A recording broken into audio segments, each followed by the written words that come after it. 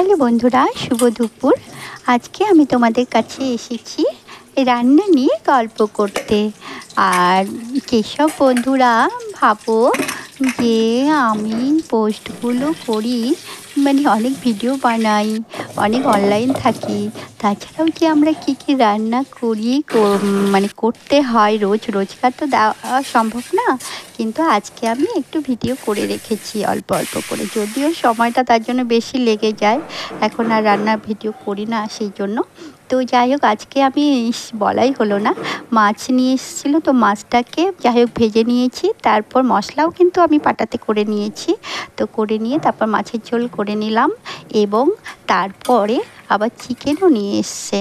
তো চিকেনটাকে আমি ঘি দিয়ে করব। আমি এদিকে পেঁয়াজ রসুন সব কিছু মশলা টশলা দিয়ে মাখিয়ে রেখেছি অনেকক্ষণ, একটু লেবু রস দিয়েও মাখিয়ে রেখেছি। চিকেনটাকে এবার করে ফেলবো। চিকেনটা হয়ে গেলে তারপরে যাই হোক, তারপরে আরও বাদবাকি রান্না আছে কিছুটা, কিন্তু এইটুকুন আমি করেছি, তোমাদের সঙ্গে গল্প করতে এলাম। তো ঠিক আছে, টাটা বন্ধুরা, আজকে এই পর্যন্ত, বাই।